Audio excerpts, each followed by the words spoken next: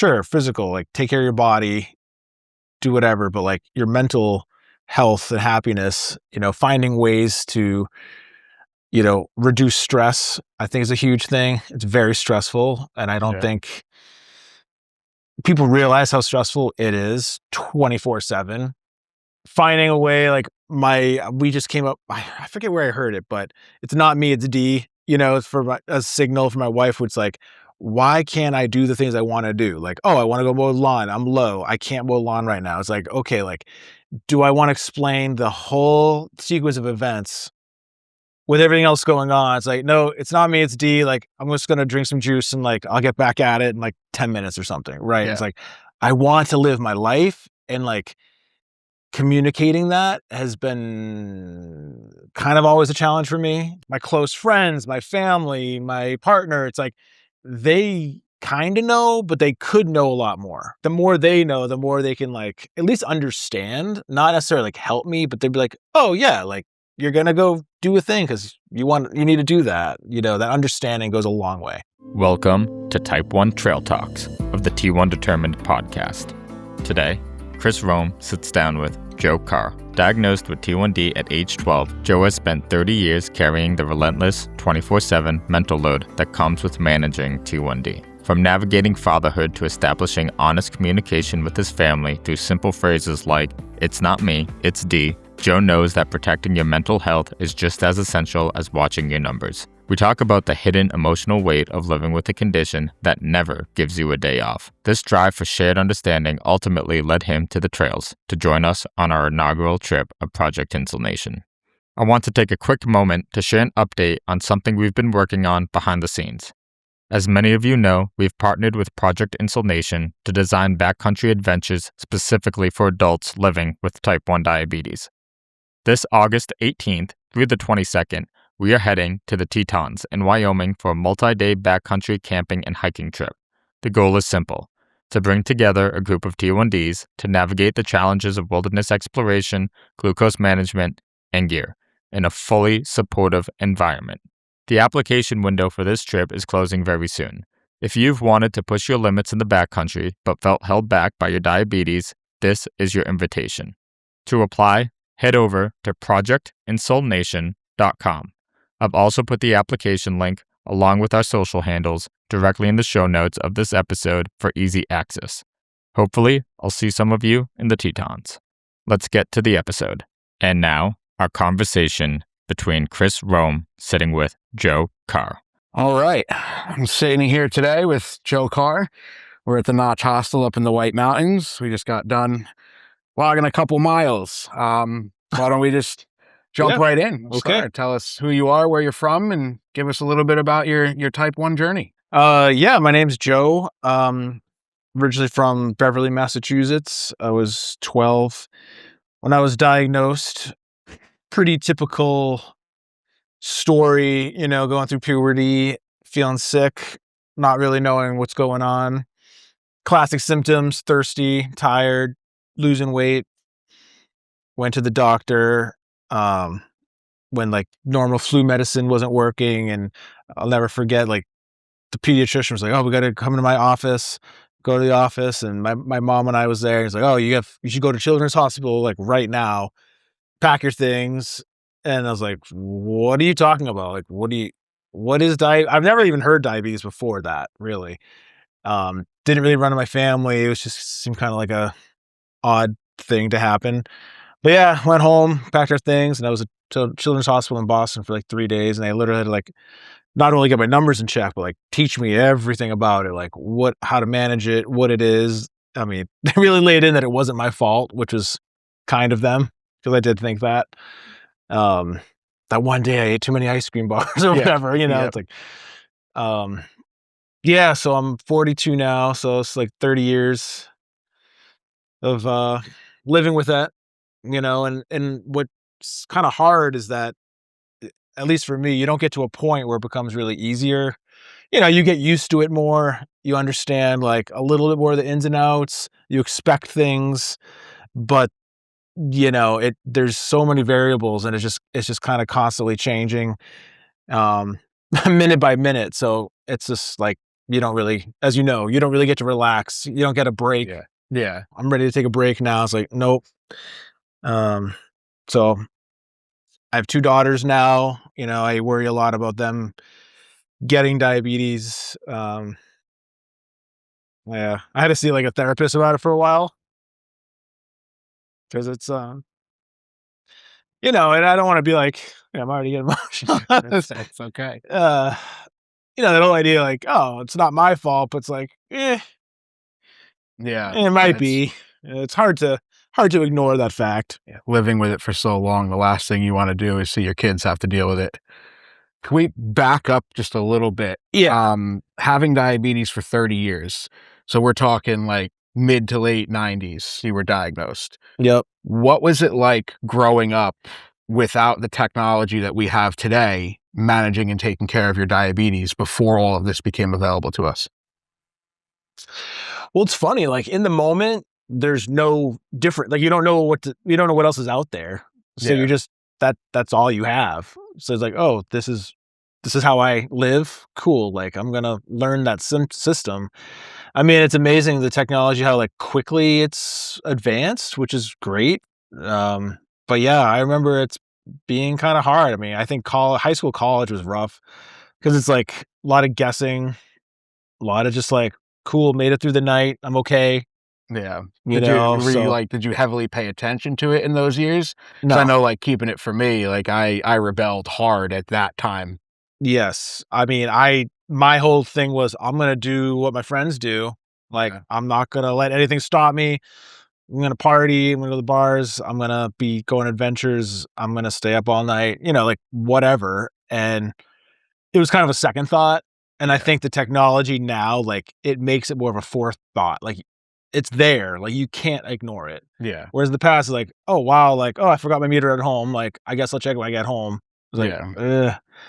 you Yeah, there's a know, lot more available to you now to keep that 24/7 eye on things, which allows it does allow it's kind of a double-edged sword, I'm very for it. It allows you to really dial in and be in control and know what's going on all the time, but at the same time, there's so much more that goes into the daily life of all the devices, all the calculations, all the mhm, corrections, everything to really dial that in. right. And you have to find that middle ground of like, you still want to live your life. The point is for it to help you live your best life. Yeah, That's how I and see it. And speaking of that, yeah, why don't you tell everyone what we were just up here doing and what we did this weekend as a group of type ones? yeah, we did 2 days of pretty epic hiking in the Whites. Today we did I always call it Moosalaki, but Moosalak, and yesterday we did Mount Pierce. And yeah, I think it was a great way to take advantage of the group together, despite the weather challenges and group personality, no, not personality challenges, but just like physical challenges, maybe. It's certainly something to consider when you're like planning a trip. It's like, for the success of the trip, everybody needs to have a good time and be safe and healthy. Yeah, we got a bunch of miles and we hit 2 peaks. It was a lot of fun, but you know, for me this weekend, I found my favorite moments was watching the group of 8 type 1s talk about type 1 in a way where it didn't seem forced. It was just natural. It was fun. It was light. It was educational. It Mhm. was just watching that community family feel of everyone on trail together, Yep. you know? Yeah, I'd love to hear any kind of advice or thoughts if you were talking to a newly diagnosed, whether it's an adult or young teen right now, just some advice that you would give them about living life the Mhm. way you want to live life and how diabetes like doesn't need to be a crutch. You can use it as a launch point to continue to do everything you want. Yeah, with your first point, I mean, hiking with a group is great. I do a lot of solo trips and adventures and hikes. Hiking with a group is great, but hiking with a group with that in common, I think is like very special and, I mean, rare. I mean, a lot of the trips I've been on and groups, you know, I think other people can speak to this. Like I was the only one. And it's like part of it is you're used to that. You're used to sometimes being the only one to have to deal with this and that mental load. The physical, of course, but the mental load I think is pretty huge. And that's what I think I would give advice to parents with newly diagnosed kids and everybody. It's like, sure, physical, like take care of your body, do whatever, but like your mental health and happiness, finding ways to reduce stress, I think is a huge thing. It's very stressful. And I don't think people realize how stressful it is 24/7. Finding a way, like we just came up, I forget where I heard it, but it's not me, it's D, it's for a signal for my wife, which like, why can't I do the things I want to do? Like, oh, I want to go mow the lawn. I'm low. I can't mow the lawn right now. It's like, okay, like, do I want to explain the whole sequence of events with everything else going on? It's like, no, it's not me, it's D. Like, I'm just going to drink some juice and like, I'll get back at it in like 10 minutes or something. Right. Yeah. It's like, I want to live my life, and like communicating that has been kind of always a challenge for me. Yeah. Finding ways to not get completely derailed in situations that other people don't fully understand. Right. Yeah. Right. And I think I've taken that burden on so much that like I've kind of blocked people out, and I'm talking like my close friends, my family, my partner. It's like they kind of know, but they could know a lot more. Yeah. And that's been like my whole life. Yeah. And I'm slowly kind of like understanding that as a process. Yeah. And I realize the benefits of that. Like the more they know, the more they can like at least understand, not necessarily like help me, but they'd be like, oh yeah, like you're going to go do a thing because you need to do that. That understanding goes a long way. Yeah. Yeah. 100%. So I'm going to ask a specific question just based off of something that we talked about on the trail. Okay. And it was something that was very important in my early years of being a diabetic. But you had mentioned that you either attended or worked at a camp for children with diabetes. Mm-hmm. I'd love to hear your experience, the importance and the value of a situation or a scenario like that, so our listeners can see whether it's a parent, a newly diagnosed child, whether it's someone who's looking to give back to the community, like how much of an impact these camps have. Yeah, I grew up going to Joslin Diabetes Center, and they have their own, I think still Camp Joslin it was called. And my parents were like, "Oh, you got to go to Camp Joslin because that's what we do." And they drove me all the way out there, and I was like, I don't want to go. Like to me, it was very like I wanted diabetes to be not a big deal, and to have an entire camp based on that. To me, at that time, seemed like he was making it a big deal.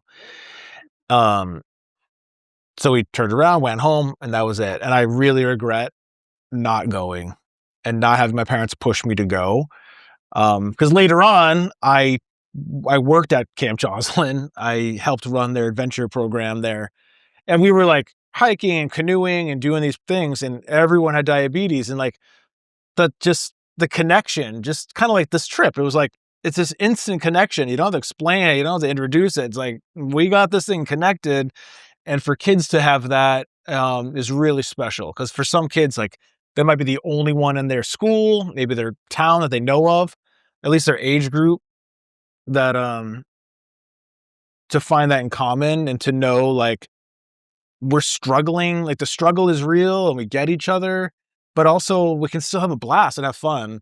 Yep. And while having like, professional staff like oversee it all. It's like, oh, we can play a kickball game, and there's the box of low supplies if anyone needs it. It's not a big deal. Like it's just there.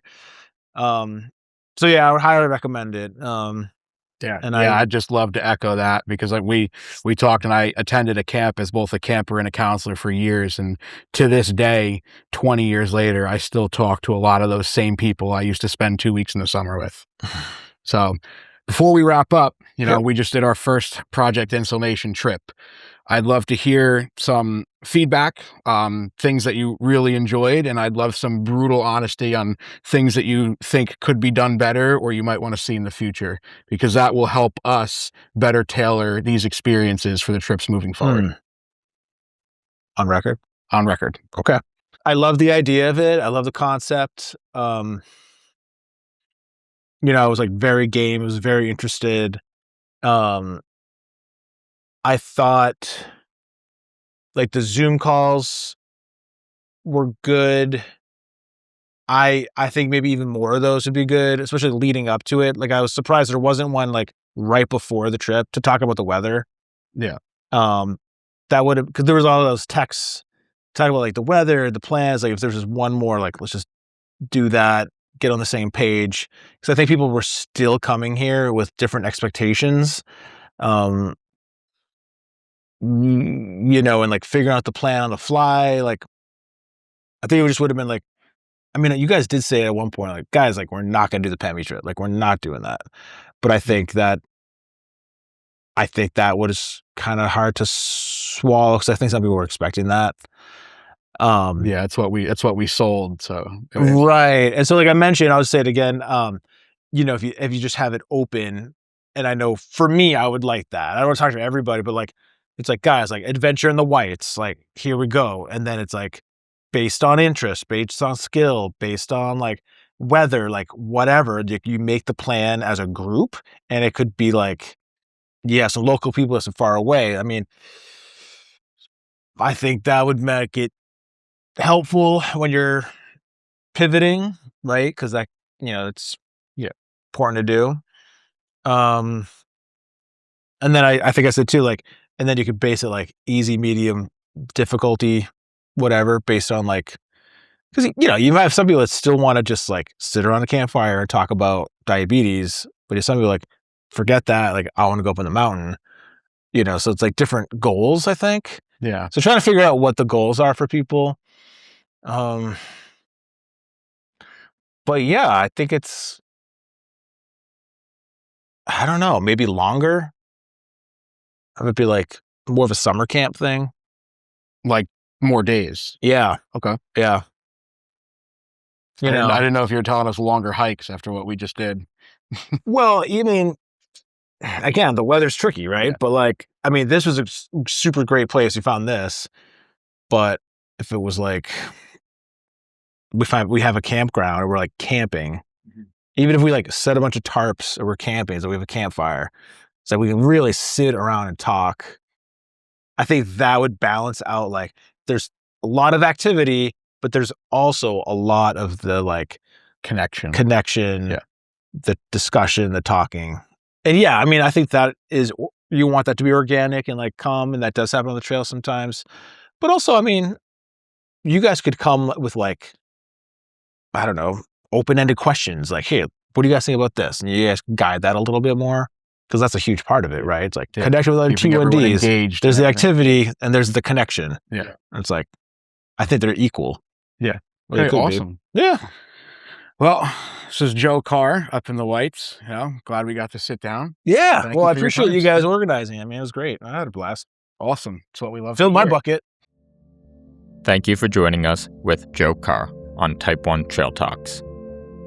For all our content, please visit t1determined.net. Connect with us on social media. Find us on Instagram, TikTok, and X at T1D_endurance, and on Facebook and YouTube at T1Determined. Please also like and subscribe, and you can leave up to a 5-star review wherever you're listening. Until next time, keep pushing your limits. I hope this helps. Stay strong, stay determined. T1 Determined.